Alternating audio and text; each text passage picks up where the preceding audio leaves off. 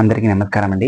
ఈరోజు మన వీడియోలో వచ్చేసి శబరిమలకు ఎలా వెళ్ళాలి అనే దాని గురించి అయితే మనం ఈ వీడియోలో ఫుల్ డీటెయిల్స్ అయితే తెలుసుకుందాము. నేనైతే ఇక్కడ తమిళనాడులోనే యాక్చువల్గా ఉంటాను.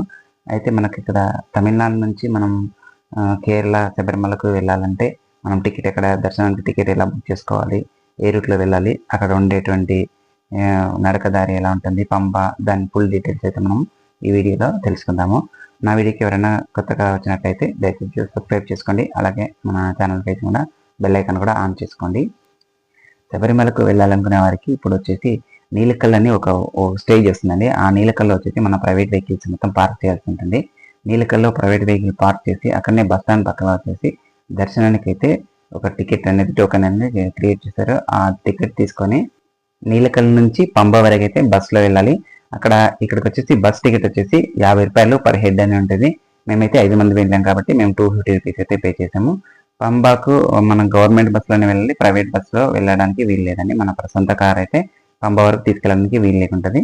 పంబాలో మనం మేమైతే దిగేసాము. ఉదయం 9:30కి అయితే దిగేసామండి. పంబాకు దిగిన తర్వాత ఇక్కడ మనం స్నానాలు చేసి ఇక్కడ నుంచి నడకదారి అయితే ఉంటుందని చెప్పారు. యాక్చువల్గా వచ్చేసి మనం నీలకల్లో టికెట్ ఇస్తారు. ఆ టికెట్ అనేది మనం ఇక్కడ రష్ని బట్టి వాళ్ళ టికెట్లు అయితే జారీ చేస్తున్నారు. మనము అక్కడ లైన్లో ఉండి నీలకల్ల లైన్లో ఉండి మనం టికెట్ తీసుకోవాలి. టికెట్ తీసుకున్న తర్వాత దాంట్లో వచ్చేసి దర్శనం ఇన్ని గంటలకని మనం తిరుపతిలో తిరుపతి లాగానే మనం టోకెన్ ఇన్ని గంటలకు అక్కడ వెళ్ళాలి అనేటువంటిది ఆ టోకెన్లో ఫిక్స్డ్ ఉంటుంది. కాబట్టి మనం అంతవరకు వచ్చేసి మనం ఇక్కడ పంబాలో వచ్చేసి పంబాకు వెళ్ళి అక్కడ స్నానం చేయాల్సి ఉంటుంది. యాక్చువల్గా వచ్చేసి శబరిమలకు పోయే వాళ్ళకి ఒక ప్రాబ్లం వస్తుందండి, లగేజ్ ప్రాబ్లం మాత్రం వస్తుంది. అందుకే మనం ఏం చేయాలంటే నీలకల్లోనే లగేజ్ మొత్తం అక్కడనే మన కార్లోనే పెట్టేసుకోవాలి.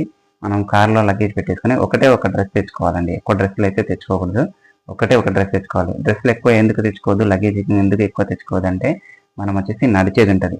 హిల్స్ స్టేషన్ కాబట్టి అక్కడ అయ్యప్ప స్వామి కొండ ఎక్కాలంటే 3.5 కిలోమీటర్లు, దాదాపుగా 3.5 కిలోమీటర్లు ఎక్కాల్సి ఉంటుంది. కాబట్టి మనము లగేజ్ అనేది ఎక్కువ తీసుకోవద్దు. ఇక్కడ మనం స్నానం చేయొచ్చు, టిఫిన్ చేయొచ్చు, మొత్తం ఫ్రెష్ అప్ చేసుకోవడానికి అయితే ఇక్కడ రూమ్స్ కూడా అన్నీ ఉంటాయండి.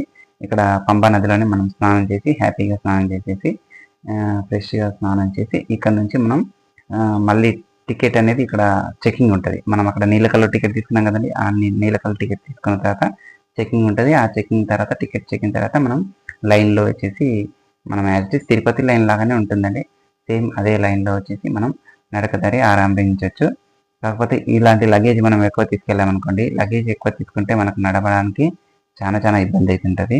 అయితే మనం చాలా సింపుల్గా ఉండాలంటే లగేజ్ తక్కువ తీసుకొని లైట్ వెయిట్తోన అయితే మనం నడక స్టార్ట్ చేస్తే చాలా బాగుంటుంది. మాకైతే నడక స్టార్ట్ చేయడానికి కింది నుంచి పైనకి వెళ్ళడానికి దాదాపుగా 3.5-4 అవర్స్ అయితే పట్టిందండి. ఎందుకంటే మేము మెల్లగా నిదానంగా వెళ్ళాము. ఇక్కడ వచ్చేసి స్టెప్స్ వచ్చేసి ఎలా ఉంటాయంటే మనం కొంచెం దూరం నడిచి మళ్ళీ తర్వాత కొంచెం స్లోప్ లాగా అలాంటి సౌకర్యం అయితే ఉండదు, స్ట్రైట్గా ఎక్కాల్సి ఉంటుంది. ఇక్కడ మనకు కనిపిస్తుంది కదా చూడండి, ఒక్క దగ్గర కూడా స్లోప్ అనేది ఉండదు, మొత్తం స్ట్రైట్గానే ఎక్కాల్సి ఉంటుంది. బాగా అంటే స్టెప్స్ ఉంటాయి, కాకపోతే మనకి ఏంటంటే కొంచెం రాళ్ళు అనేది ఎక్కువగా ఉంటాయి. అందుకని మనం కొంచెం ఈజీగా మంచిగా నడుచుకుంటూ వెళ్ళాలి. అయితే అక్కడ ఆ అయ్యప్ప స్వామి యొక్క భక్తి అనుకుంటాను, దానివల్ల మనకైతే కాళ్ళకైతే నొప్పి అనిపించదు. కొంచెం రెస్ట్ కావాలనిపించినప్పుడు కొంచెం కూర్చొని కొంచెం నీళ్ళు కొద్దిగా నీళ్ళు తాగి కొద్దిగా రసం ఒక జ్యూస్ లాంటిది అలాంటివి తీసుకొని మనం హ్యాపీగా నడుచుకుంటూ వెళ్ళాలి. చూడండి ఎంత కష్టపడుకుంటూ నడుచుకుంటూ వెళ్తున్నారు. ఎంత లావున్న వాళ్ళు అయినా సరే, బక్కగున్న వాళ్ళు అయినా సరే చూసి నడుచుకుంటూ బాగా వెళ్తారు. అదొకటి చాలా బాగా అనిపించింది. వెదర్ అయితే చాలా బాగుంటుంది. అట్మాస్ఫియర్ వచ్చేసి మొత్తం ఫారెస్ట్ అట్మాస్ఫియర్, మొత్తం ఇది ఫారెస్ట్ ఏరియా అండి. నడవడానికి మొత్తం మనం షార్ట్ కట్లో వెళ్ళడానికి అయితే లేకుంటుంది. ఇక్కడ మేమైతే 1 కిలోమీటర్ అయితే వచ్చేస్తుంది. ఇప్పుడు 2.2 కిలోమీటర్స్ ఉంది ఈ బోర్డులో చూస్తున్నట్లుగా. నడకదారులు ఎవరైనా తప్పిపోయిన వాళ్ళు ఉంటే ఈ విధంగా మైక్లో అయితే అనౌన్స్ చేస్తారు.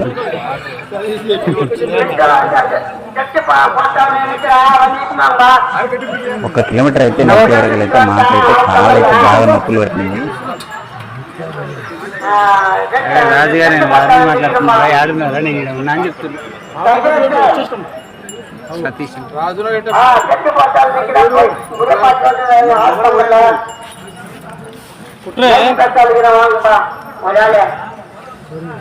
వ్యవసాయం నువ్వు లేట్ అవుతుంది పొద్దున్న కదా నువ్వు అనుకుంటా పొద్దుగాల అరే బాగా ఉన్నట్టు అంటున్నావు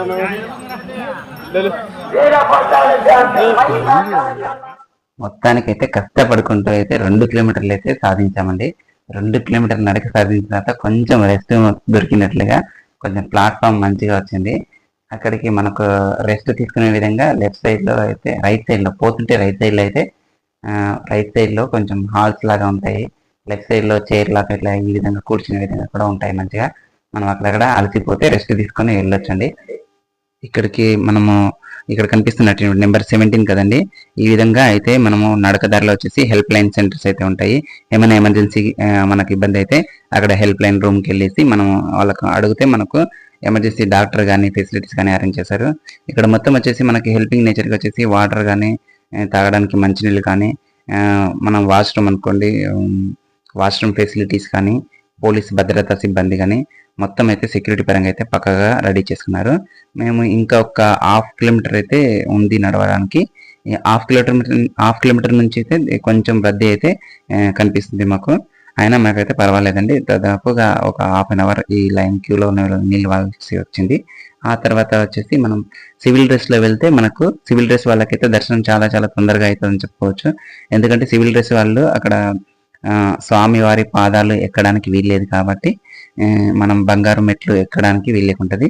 ఓన్లీ డ్రెస్ లో ఉన్న వాళ్ళు ఓన్లీ స్వామి మాల చేసిన వాళ్ళు మాత్రమే ఆ బంగారు మెట్లు పోవడానికి అయితే వీలుంటుంది. కాబట్టి సివిల్ వాళ్ళకి రైట్ సైడ్ నుంచి నార్మల్ గా స్వామి దర్శనం అయితే చేసుకోవచ్చు. చాలా చక్కగా అయితే దర్శనం అయితే జరిగింది మాకైతే. అయితే శబరిమలలో వచ్చేసి దర్శన టైమింగ్స్ వచ్చేసి ఉదయం 3 గంటల నుంచి మధ్యాహ్నం 1 గంటల వరకు ఉంటుంది. మళ్ళీ సాయంత్రం 3 గంటల నుంచి రాత్రి 11 గంటల వరకు అయితే దర్శన టైమింగ్స్ అయితే ఉంటాయి. ఇక్కడ వచ్చేసి ప్రసాదాలు అయితే దాదాపుగా ఒక్కరికి ఒక 10 బాక్సులు అంటే 10 డబ్బాలు ఒక కార్టూన్ అయితే తీసుకోవచ్చు.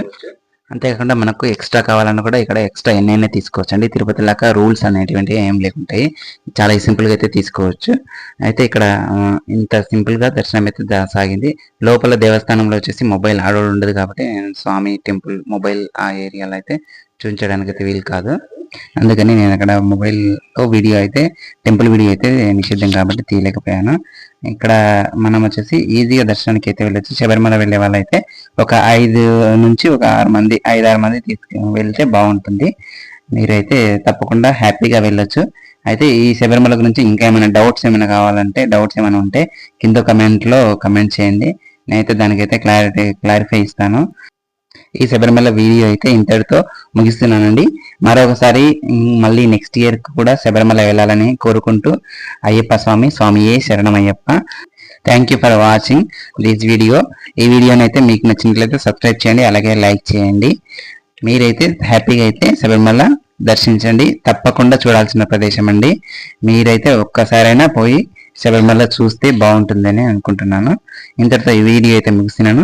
ఇక్కడ మనకు కనిపిస్తున్నటువంటి ధ్వజస్తంభం కదా, ఇక్కడ ఇదేనండి main temple. Thank you for watching. Like and share and subscribe.